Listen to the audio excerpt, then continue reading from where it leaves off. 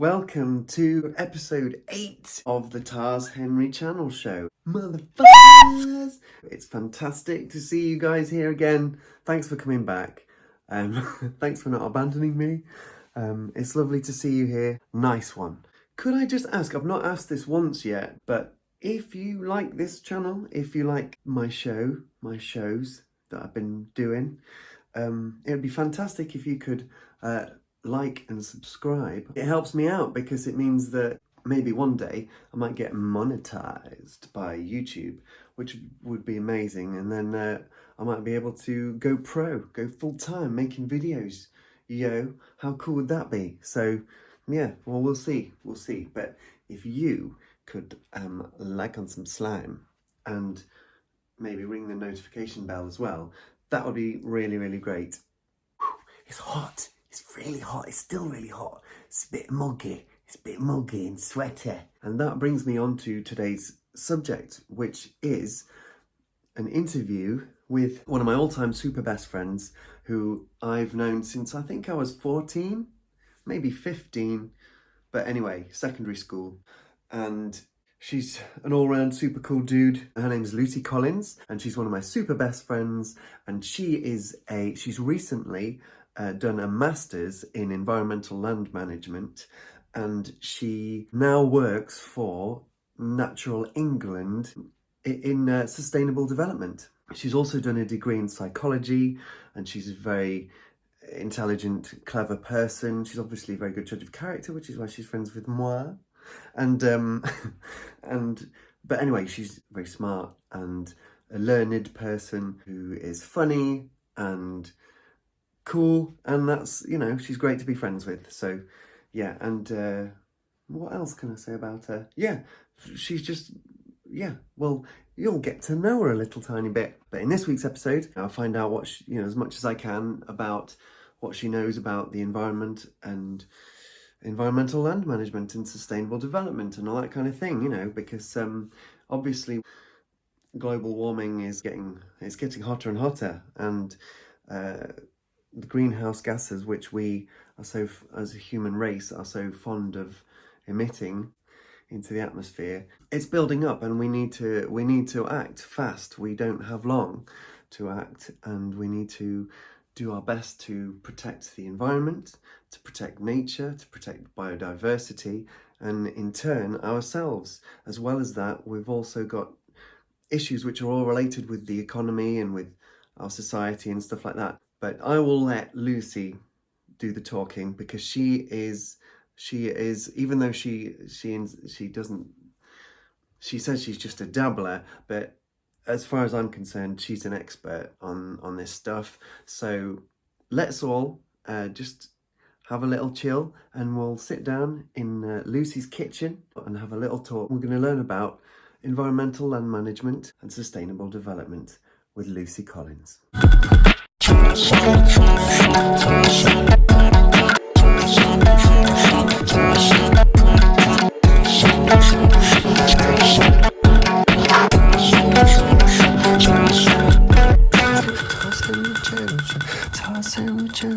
This is my good friend who I went to school with, so since way back when, Lucy Collins, and she is many things.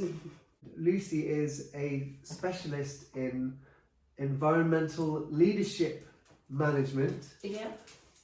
And she's done a master's in environmental leadership management. A specialist is a stretch. Okay.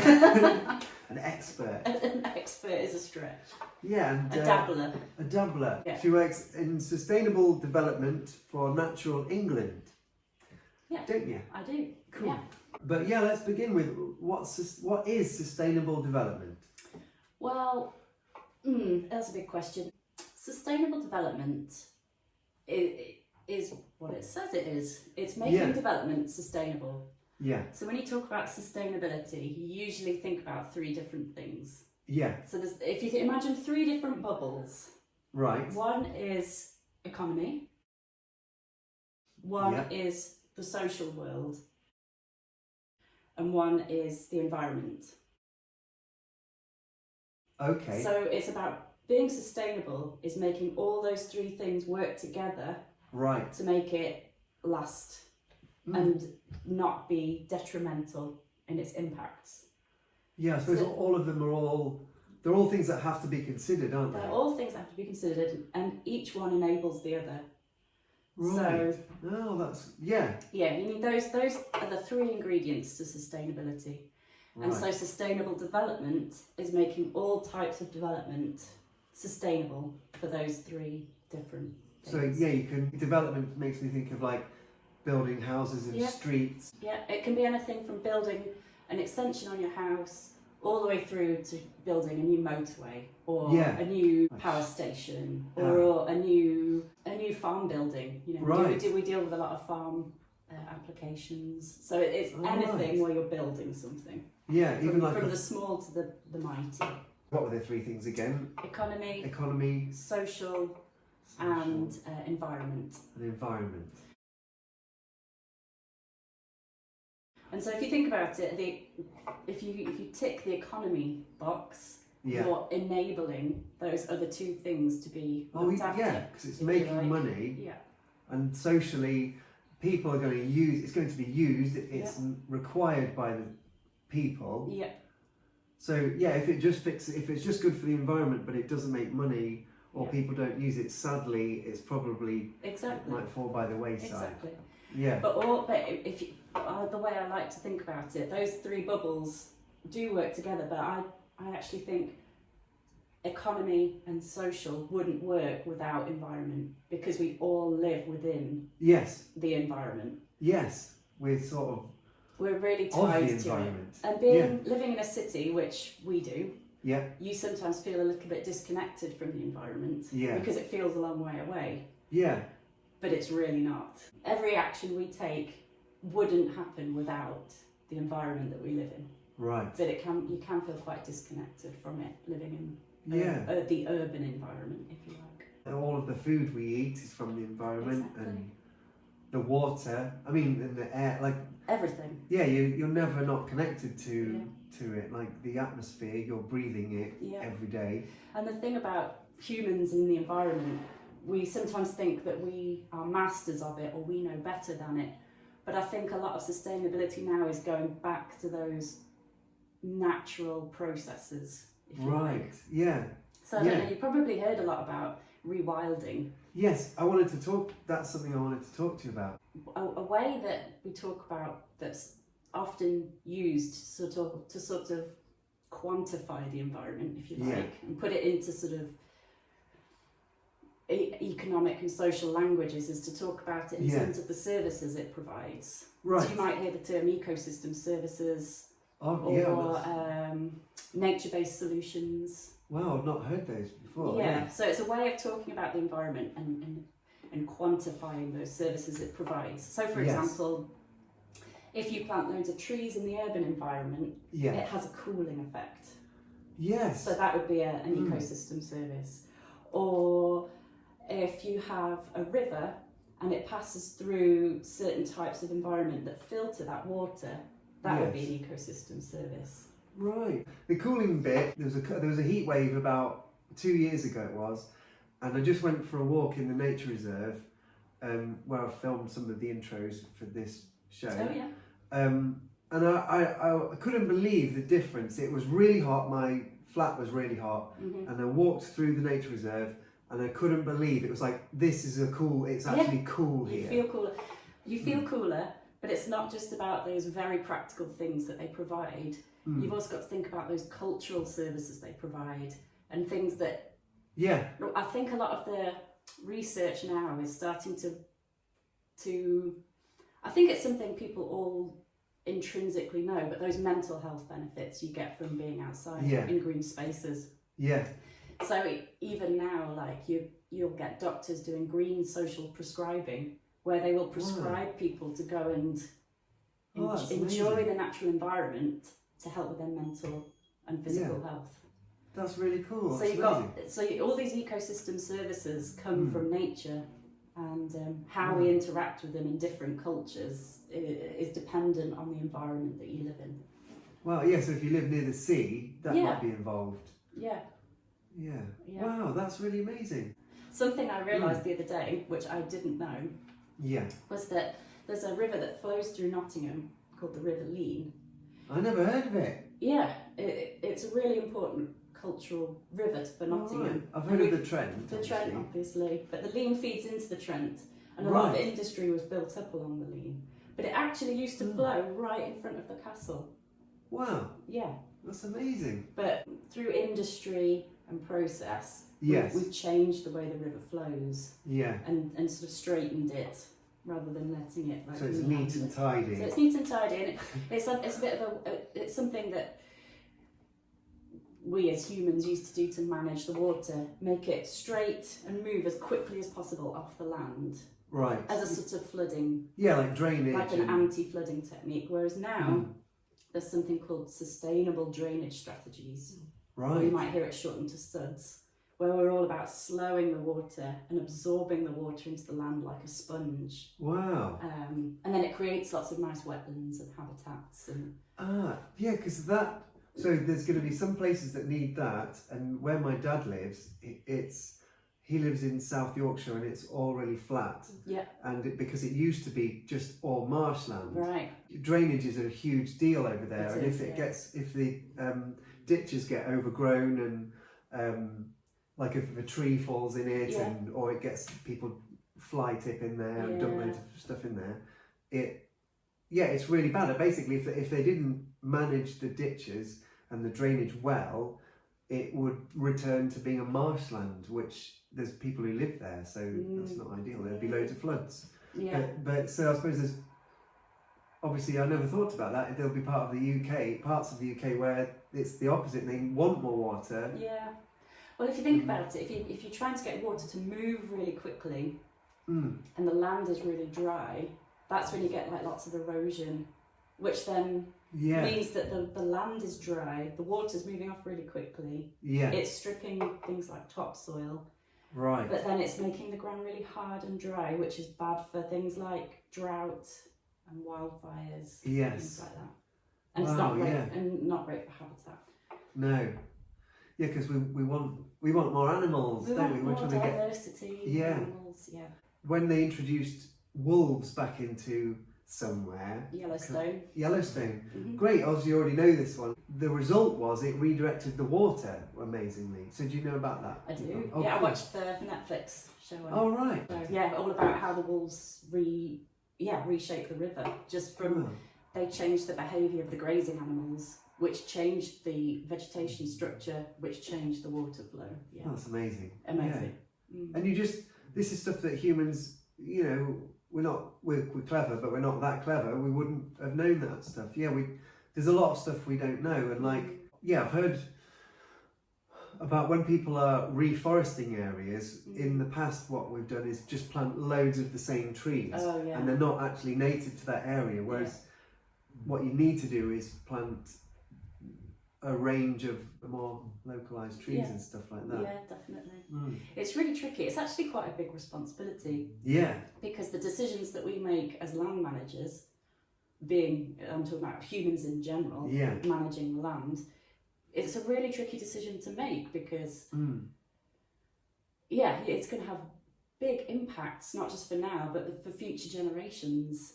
And not just for us. Like, I talk about ecosystem services and quantifying them for our very three neat little bubbles. But actually, human has an intrinsic right to exist in its own right. And our decisions we make have huge impacts on that. Right. Yeah, because we don't want to... Yeah, we need to enable humans to exist. Live a happy, healthy life. But live like in harmony with our environment. Hey, I've just done some research. The intrinsic value of nature. Brilliant. And I was talking about how something I learned about on my course was socio-ecological systems. Yeah. Okay. So it's about how, as society, we've influenced ecology. But ecology in turn influences us. Yes, and that's something we've probably ignored. It's like a cycle. Yeah. That we don't. And it changes. So over time, So that how we have our relationship with nature affects nature, but how nature is. I'm explaining this very well. No, I get it. How nature affects us. Yeah, and how it So- responds to how we affect it Yeah. feeds back to us. So if you think about people who like gardening, Yeah. they choose certain species of plant Yes. that make them feel good, Like or based they on like colours. based on the aesthetics. But now that is shifting a lot more. You know, it used to be all about very neatly mown lawns, very Yes. tidy flower beds. Yeah. Whereas now gardening is shifting. I don't know if you watch Gardener's World. No, but I've noticed a shift towards instead of grass, like a lawn, Yeah. like tightly mowed, wildflowers and Yeah. just leaving it and having more insects and stuff. Yeah, and creating it's more about gardening for nature Yeah, I rather like than that. creating these very neat kind of like Yeah, I love all highly that stuff. managed gardens. Imagine if everybody's garden was gardened to have a wild space.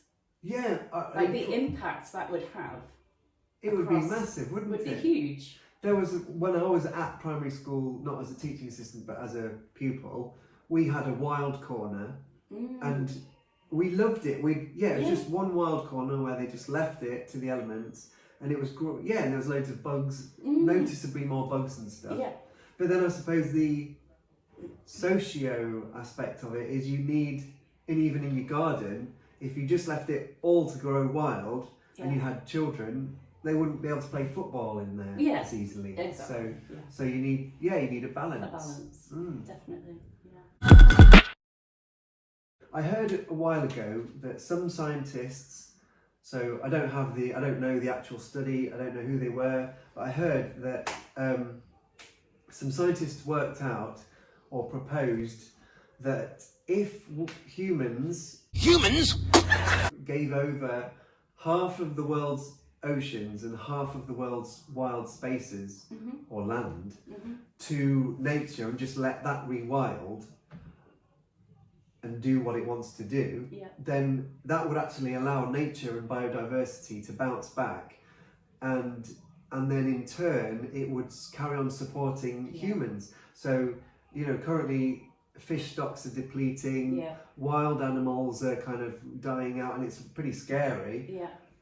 But also we don't hear about it in the news and on telly, so we don't. A lot of the time we don't even think about it. We don't, but I think that is changing. Yeah. So there's, I don't know if you've heard, there's so you've obviously heard of the COPs, where the sort of nations come together and talk about climate change.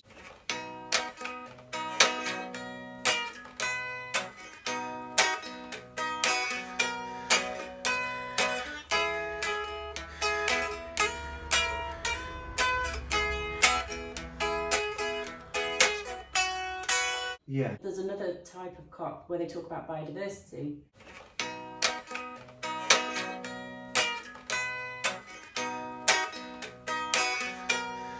Right.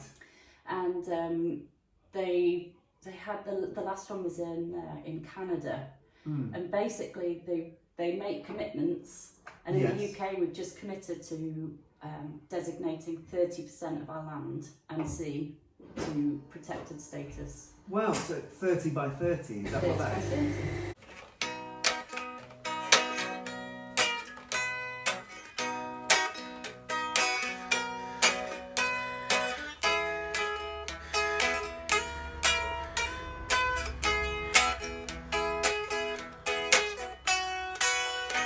Cool. Hello. Alright mate, what's that doing? Coffee. Is that on a timer? Yeah, it just does a self-clean. Wow, smart. Little robot, coffee robot. It's nice coffee actually. Yeah. Yeah. It's a bit punchy. It is punchy. So the 30 by 30. Yeah, I've heard about the I didn't know that we'd agreed to it. I'm amazed that we've agreed to it. I actually think we might have spearheaded it. Wow. Yeah, I'm pretty sure. It's like a stepping stone towards 50 by 50, maybe. Maybe. The 30 means 2030. I don't know if you've already said that. It's 30% of protected land by 2030. Yeah. That would be so good.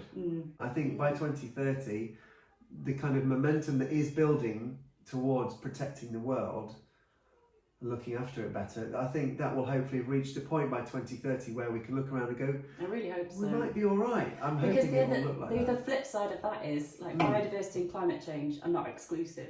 If we did this protected land by 30 by 30, that absolutely contributes to mitigating climate change. Oh, that's massive. So if you think about if we protected a load of peat bogs. Peat bogs. Peat Sorry. bogs. Peat bogs. If we protected peat bogs or seagrass or forests, Yeah. all of those things draw carbon and store carbon Right. Yeah. out of the atmosphere. Wow. So you're ticking so many boxes there. So That's it's brilliant. It's really important. They're not exclusive. They're very much together. And the other thing I wanted to say was, it's great that governments and world leaders are coming together to do this. Yeah, because it's hard to get them to agree on a lot. Anything. But there's lots of things to consider here. Yeah. There's how it's going to be done, because that comes back to humans being land managers and making those decisions of what, where, when. Yeah. And then you've also got to think about the people that this affects. Yeah. And how, it's really not straightforward. Yeah, because if you just say, I mean, there's some things that you're like, oh, it would make sense to protect the rainforest because of the tribes, uncontacted or otherwise, that live there. Mm-hmm. That's obviously what they want. But if you just went to, Brazil. like if you went to a fishing community and was like, right, we're not taking any fish out of the sea. Yeah. Well, what about the people who they live on those on that? And they're probably, if it's a small community, they're not the ones yeah. who are making all that damage. So you have to be very considered and inclusive and collaborative, and make sure you're including lots of people on that journey, so that you're not making decisions on behalf of others. Yeah. You have governments who are absolutely key to making change. Yeah. But they're very much entrenched in a framework that can be difficult to change. Right. So as well as having change at the top, change from the bottom is just as important. So that's people being organised. Being organised, and that we have a group in Nottingham called Green Hustle. I don't know if you went along. I've heard of it. So they had a festival recently, and it's all about people of Nottingham having access to green space, right, and like promoting green values, and that is a homegrown movement. Wow. That is probably going to do more in engaging local people, because it's local people. It's coming from local people. So.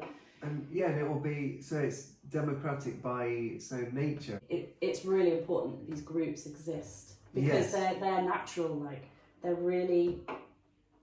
born of the problem, so they're going to create a good solution for the people who live there, if you like. Homegrown, all the homegrown stuff is so important. And it's happening in lots of different places, isn't it? Yeah, all over the world. Yeah. That's fantastic. Groups making change. Oh, that's brilliant. It's easy to go around saying, oh yeah, we're screwed, we're all going to die, it's rubbish, the planet's going to be a desert. But it's not good for your mental health to go around thinking like that. And I do feel like, as a self-preservation thing, like we did with the ozone, like the government leaders were like, oh, actually maybe we ought to we ought to protect the ozone so we don't all die. Mm-hmm.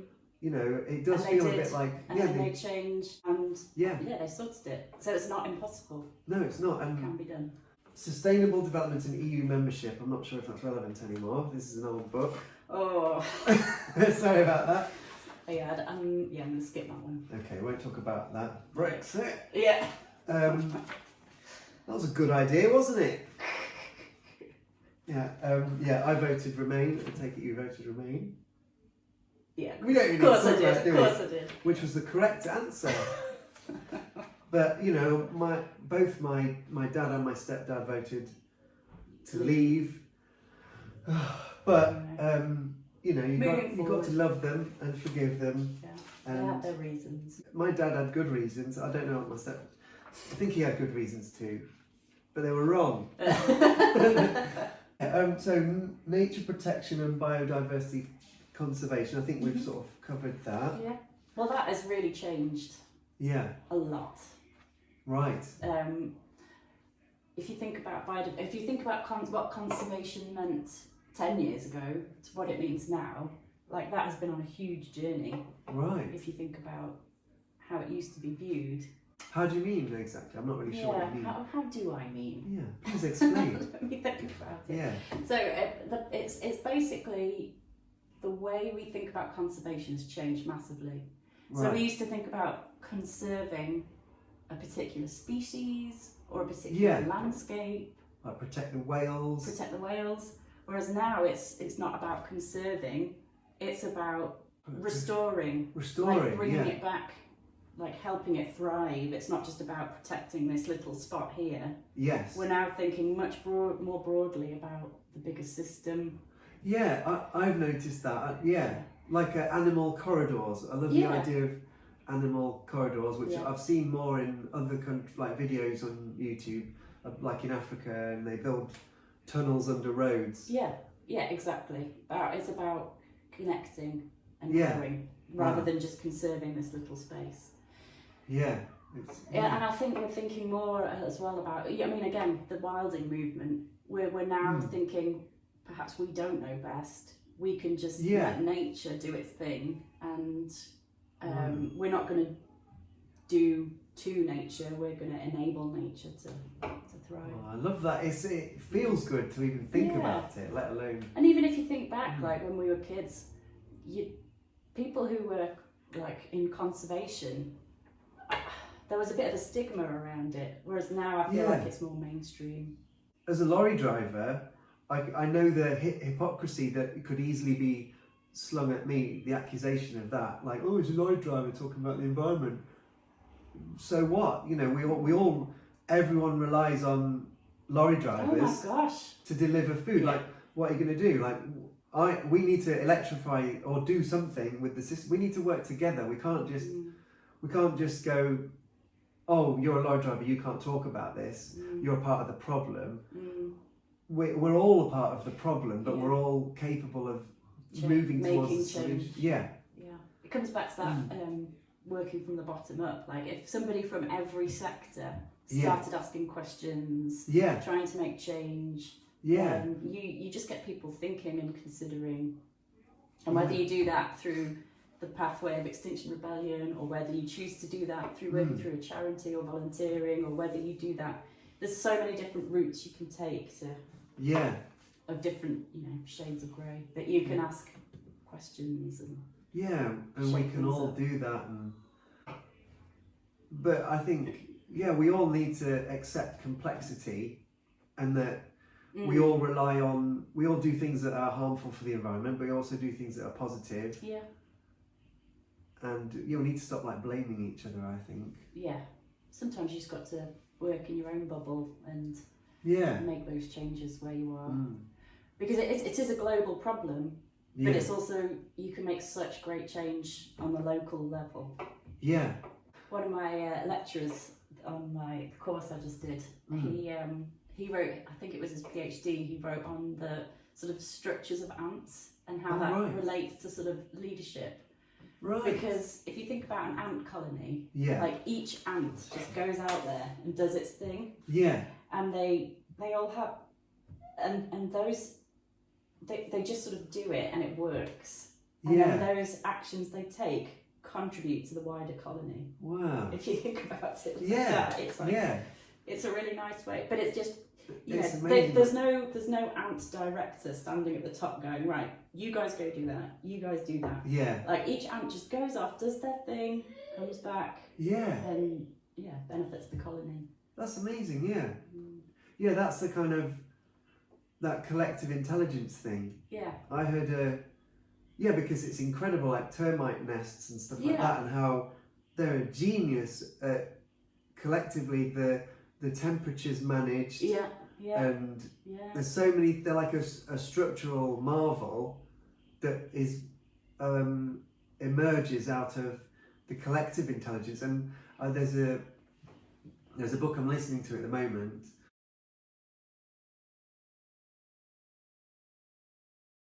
where this guy's talking about how humans like we have a collective intelligence that's way more advanced than what we individually can do.